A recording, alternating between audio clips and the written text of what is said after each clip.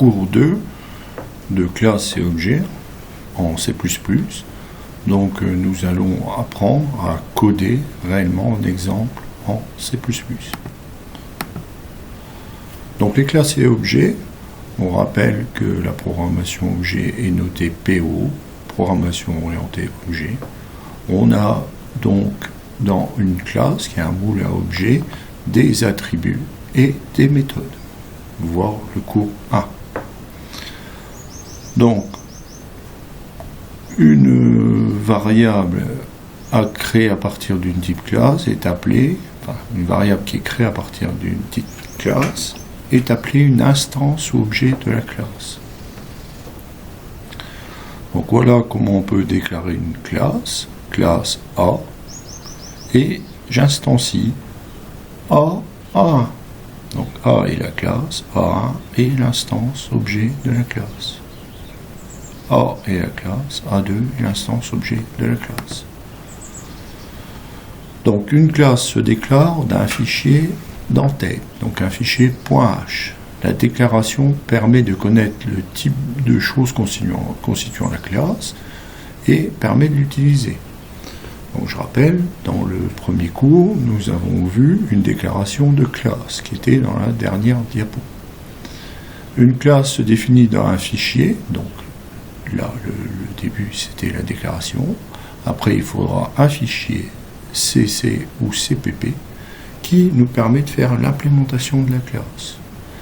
Donc le premier c'est la structure de la classe, qu'est-ce qu'il y a dans la classe. Le deuxième c'est qu'est-ce qu'on met réellement dans la classe, comment on l'implémente, qu'est-ce qu'on met comme code dans la classe.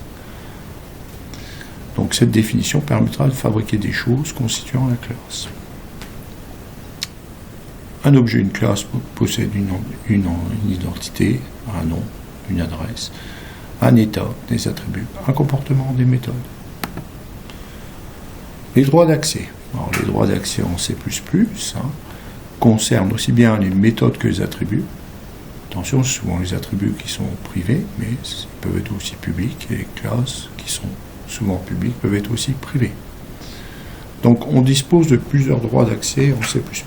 L'accès public, on peut utiliser ce membre n'importe où dans le programme. L'accès privé, seule une fonction membre de la classe elle-même peut utiliser ce membre. Elle est invisible de l'extérieur de la classe. Accès protected, nous verrons dans un cours suivant concernant l'héritage. Nous avons vu la dernière fois l'encapsulation, donc ça veut dire que tous les attributs souvent sont privés et l'accès se fera par get et par set. Donc ce qui s'appelle les getters et les setters. Donc voilà, ici je rappelle que les assesseurs c'est get, l'accès aux attributs, et les manipulateurs c'est set pour écrire quelque chose dans un attribut. Donc je rappelle l'encapsulation.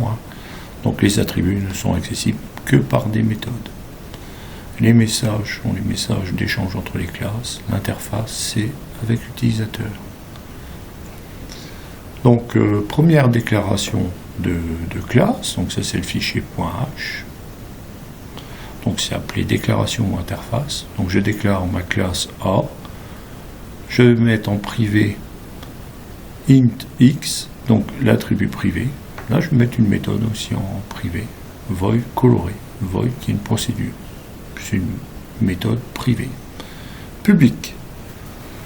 Alors public. Alors ici, si je veux avoir accès au x là, de n'importe où, il faut que je déclare le int getX. Donc getX, ça me prend x et ça me retourne x. Donc ici, c'est ce que ça retourne. Ça retourne un entier. Ici, c'est la méthode. Si je veux fixer x à une valeur, je devrais faire setX et int. Je passe la valeur entière. Et là, ça ne me retourne rien. Et là, j'ai une méthode affichée. J'ai une méthode publique. Donc, le constructeur, maintenant, donc quand on construit par exemple une voiture à partir d'une usine à voiture, il faut lui dire sa marque, sa couleur, son immatriculation. Donc le constructeur est chargé d'initialiser une instance objet de la classe. On initialise en donnant ses attributs, ses caractéristiques de départ qui sont propres à l'objet qu'on veut créer. Il est appelé automatiquement au moment de la création de l'objet. Le constructeur est une méthode qui porte toujours le même nom de la classe. Il existe quelques contraintes. Il peut avoir des paramètres et des valeurs par défaut. Il peut avoir plusieurs constructeurs pour une même classe, assez rare, mais il n'a jamais de type de retour. Il ne peut jamais rien retourner. Il existe plusieurs types de constructeurs. Constructeur par défaut et le constructeur par copie. Donc nous le verrons par la suite. Le destructeur. Le destructeur est une méthode membre appelée lorsqu'une instance cesse d'exister en mémoire. Donc ça se détruit automatiquement.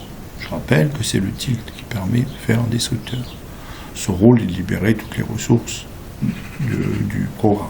Voilà. Donc on libère la mémoire dynamiquement. Donc il existe quelques contraintes. Il ne possède aucun paramètre. Il n'y en a qu'un seul par classe. Il n'a jamais de type de retour. Voilà, maintenant on peut créer notre première classe et instancier nos premiers objets. Donc je vais déclarer une classe point. Donc là c'est le fichier .h. Donc je déclare la classe point. Ici attention, un point virgule après les accolades. Les données membres privées ce sont les valeurs x et y, donc abscisse ordonnée du point. Donc je mets underscore pour dire que ce sont des données membres. Souvent je mettrai underscore pour les données membres. Et donc les données membres, c'est pas la valeur. Les données membres, c'est par exemple abscisse. Et la valeur, ce sera par exemple ici 1, 2, 3, 4. Et le terme général, c'est abscisse. Terme général underscore y, c'est l'ordonnée. L'ordonnée, ça peut être 2, 4, 5, etc. Maintenant, en public, je vais mettre mon constructeur. Donc, le constructeur de point, le point est construit par une valeur entière en abscisse et une valeur entière en ordonnée. Je suis le constructeur. Là, je suis le destructeur avec le tilt point. Donc, c'est une méthode aussi. Ce sont deux méthodes. Donc ici, je veux récupérer la valeur de x. Donc getX, c'est l'accesseur. Et ça me renvoie un entier. Si je veux x qui est ici, x de a, ça me renvoie l'entier de 2.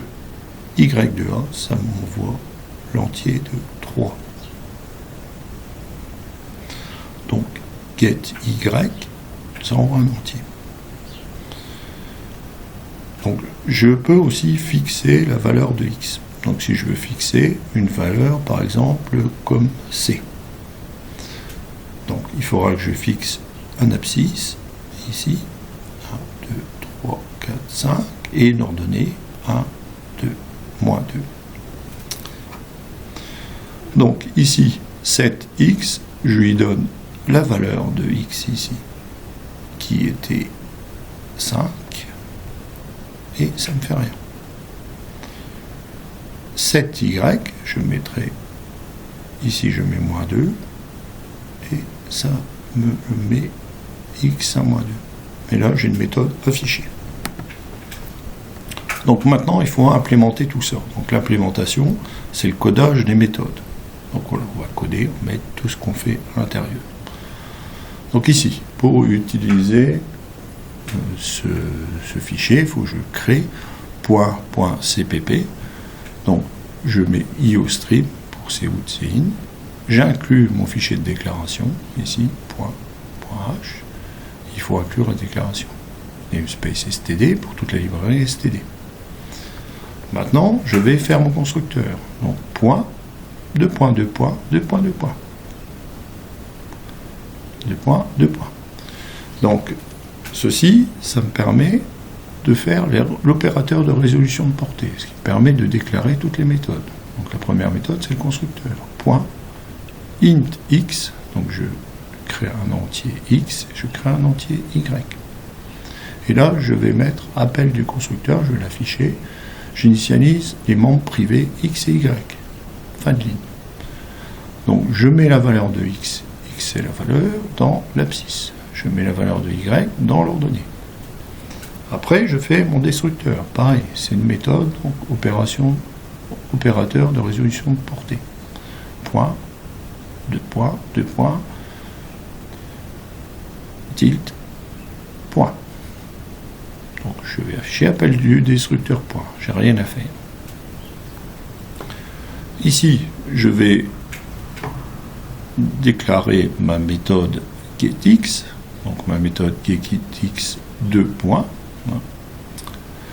Elle me renvoie un entier et elle me retourne cet entier. L'entier qui est l'abscisse. Pareil pour Y. Get Y, ça me renvoie un entier et ça me retourne cet entier qui est l'ordonnée. Pour le 7, il faut passer une valeur X et voilà. Et je mets que cette valeur X est mise dans cette valeur X est mise dans l'abscisse. Cette valeur Y est mise dans l'ordonnée pour cet Y. Voilà. Alors maintenant, il faut faire un main. Vous voyez, il y a trois fichiers. Le fichier main, qui est le fichier principal, qui est à la main. Le fichier H, qui est la déclaration de la classe. Et le fichier .cpp, qui nous permet de mettre tout le code.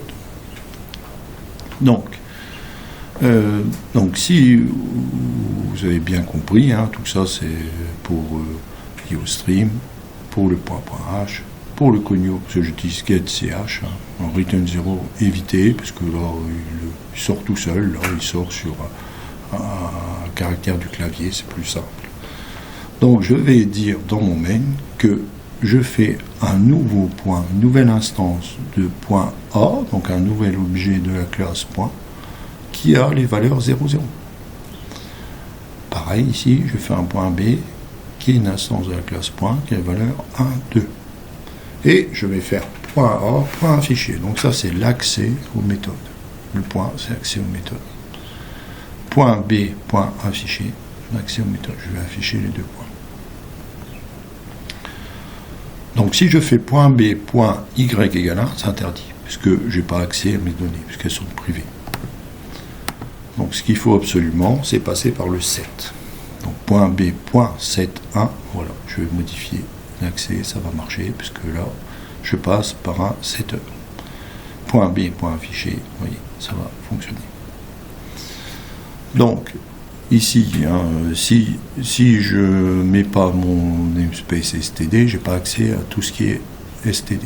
Donc dans ce cas-là, il faudrait que je remette tout STD avant, avec l'opérateur de résolution portée. Donc je ne vous conseille pas de faire ça. C'est un petit exemple.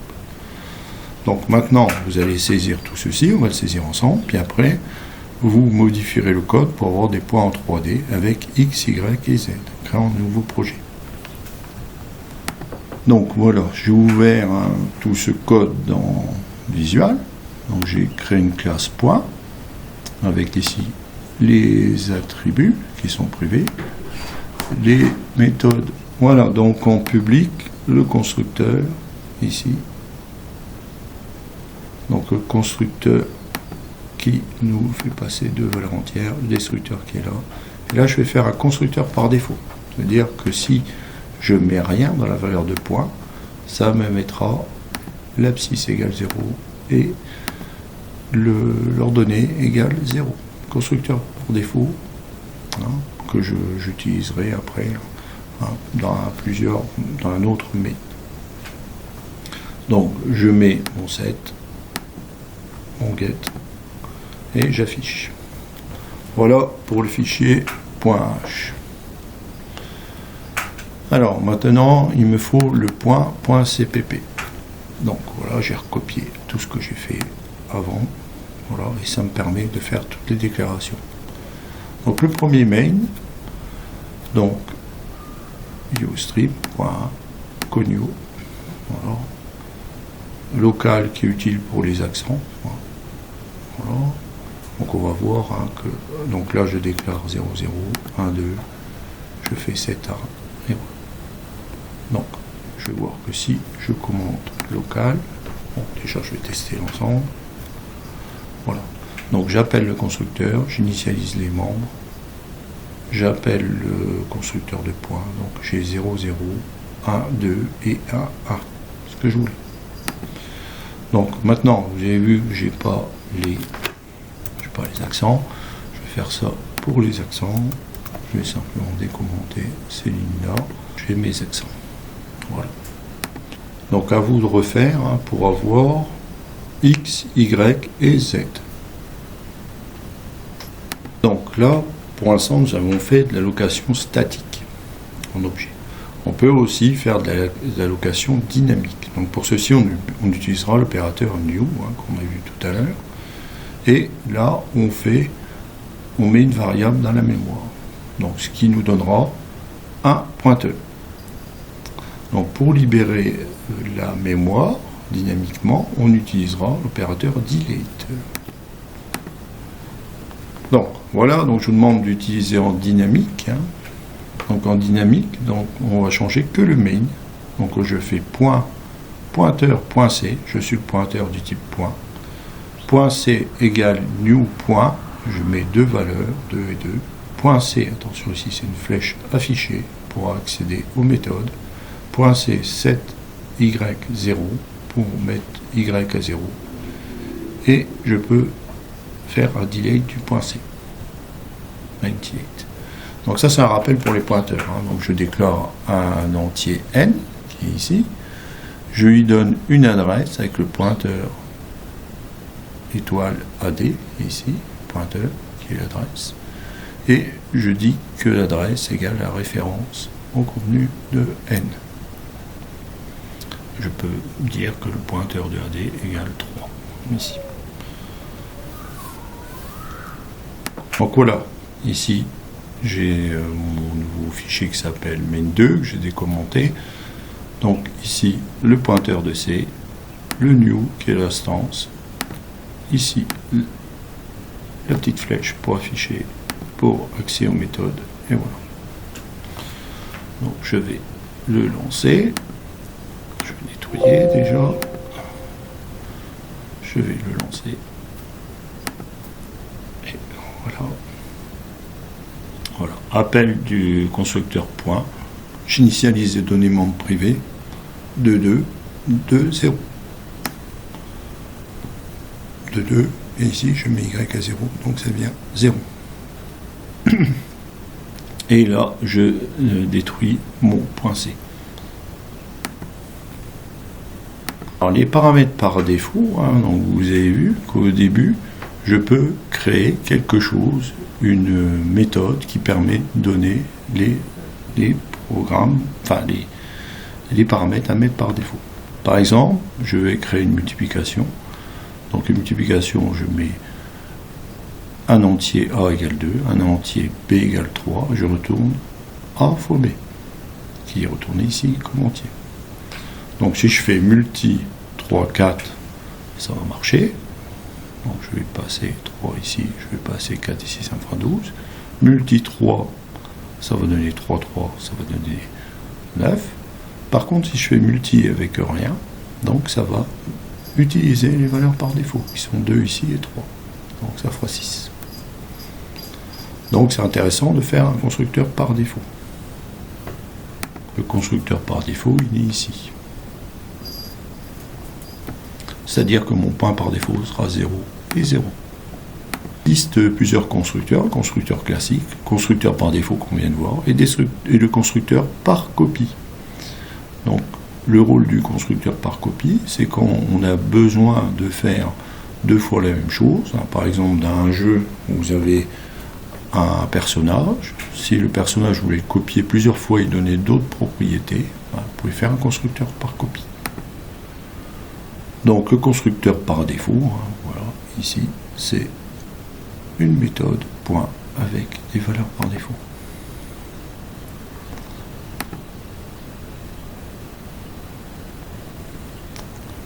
Voilà. Donc, le pointeur spécial d'instance, vis.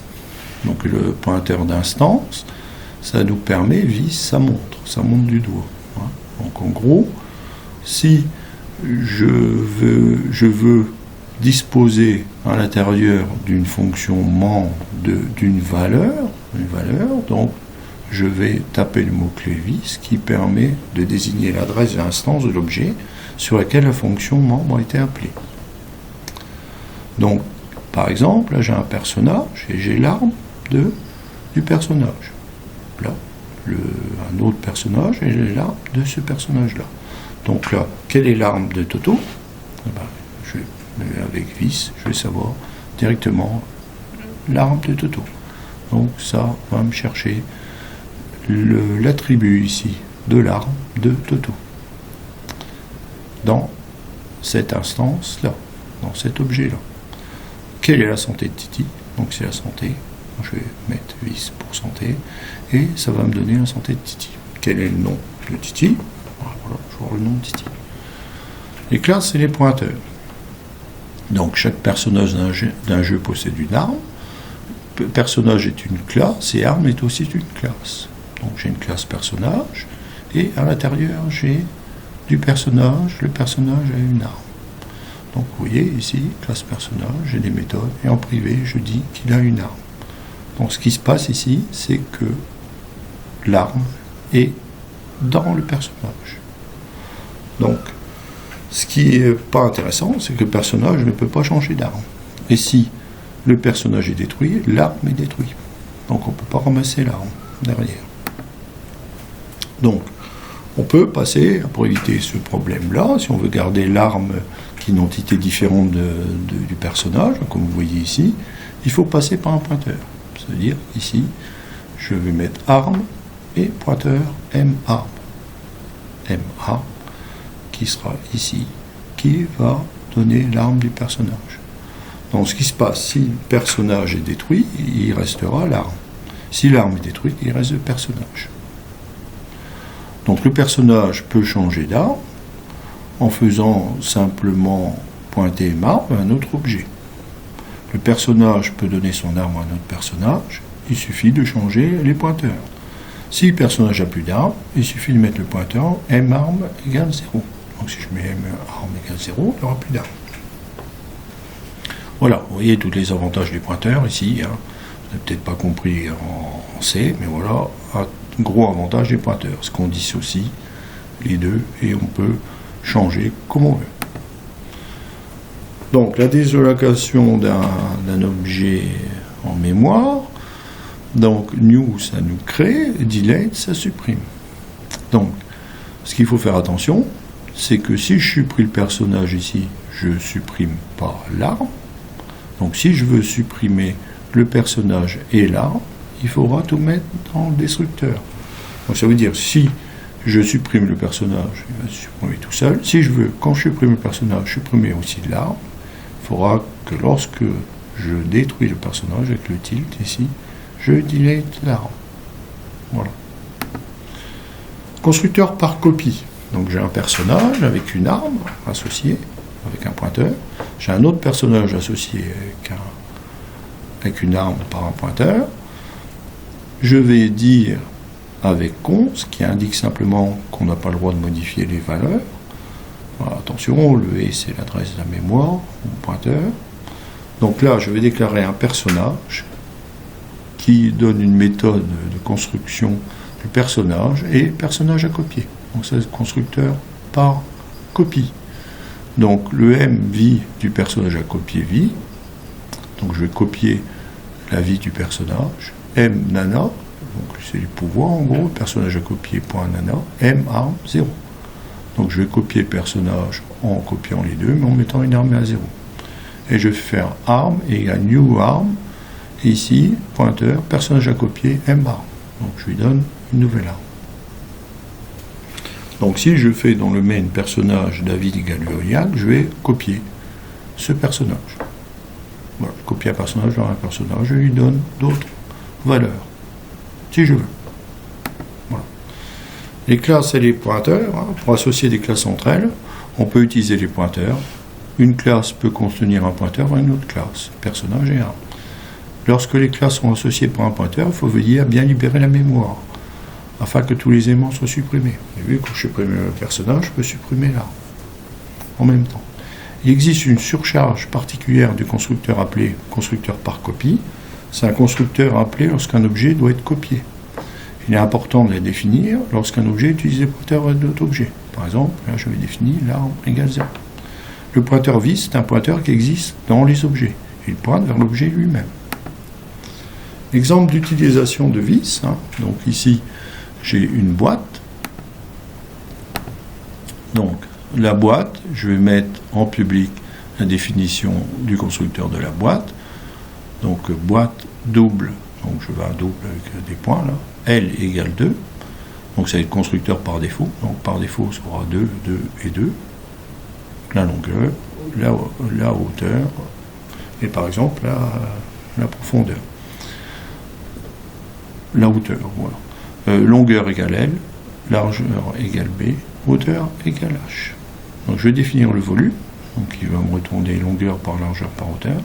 Je vais faire une comparaison de la boîte box. Donc je compare mon objet par rapport à un autre objet. Return vis, alors vis, voilà, c'est le volume de la boîte où j'étais. Ça me renvoie le volume. Donc voilà. Donc qui là je dirais que le volume de la boîte là est supérieur à box volume. Int égale, je fais passer ma classe box, mon objet box, et je retourne si le volume est égal. Donc en gros ici je veux dire c'est supérieur, là c'est égal au niveau du volume. Donc ça c'est le fichier .h. Donc ici, en données membres privées, j'ai double longueur, double largeur, double hauteur. Le fichier .cpp, donc, et le fichier main. Donc le fichier main, c'est je déclare une boîte box 1, 8562, box 2, 7562. Je vais dire si box 1 égale box 2, donc égal c'est la méthode qu'on a vue juste avant. Méthode égale ici.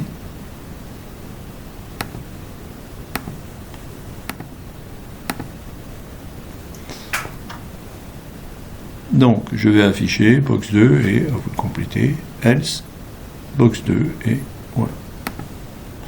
Donc si en comparant elles sont égales ou elles sont pas égales. Alors, je vais getch pour finir. Je vous demande de mettre des cin dans la méthode saisir pour demander une dimension de la boîte. Donc voilà, vous allez compléter tout ça. Puis après, je vais mettre des cin pour rentrer les 3 valeurs de la boîte. Voilà pour la démo de la boîte. Donc on va commencer par le vis. Donc je mets une classe boîte en déterminant la longueur, la largeur et la hauteur de la boîte. Donc ici, avec un constructeur classique. Donc, je vais demander le volume de la boîte, donc avec la classe boîte opérateur de résolution portée volume, et je vais envoyer longueur, largeur, hauteur. Je vais comparer la boîte en cours avec la boîte, et ça va me mettre un entier. Ça peut être un booléen. Donc je vais return vis volume supérieur à box.volume. Donc ça va me comparer les deux volumes. Je vais comparer avec égal, voir si c'est égal de la même façon. Donc ça va me renvoyer quelque chose, un entier. Je vais avoir des données de membres privés, longueur, largeur, hauteur. Je vais faire mon main, parce que là je ne vais pas mettre de .cpp pour l'implémentation, je vais tout mettre dans le main. Donc je vais déclarer une boîte box 1 avec des valeurs, boîte box 2 avec des valeurs. Je vais tester si c'est égal. Box 2 a le même volume que box 1, autrement le volume est différent. Après je vais comparer, c'est plus petit ou c'est plus grand. Donc je vais lancer, nettoyer la solution. Je vais lancer. Donc ici, je vois que box 1 est supérieur à box 2. Voilà. Box 2 est plus petite que box 1 et sont des volumes différents. Je vais changer pour avoir le même volume. Donc je vais mettre ici exactement la même chose. Je vais nettoyer la solution. Je vais relancer. Donc il va mettre que c'est pareil. Box 2, le même volume que box 1. Je vais mettre une box 2 beaucoup plus grande. Donc là, il va mettre que box 2 est plus grande que box 1.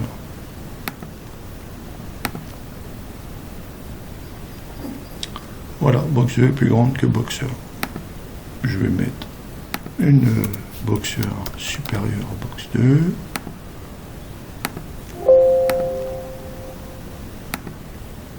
Voilà, après je vous laisserai revoir ces codes-là et tester par vous-même. Box 2 est plus petite que box 1.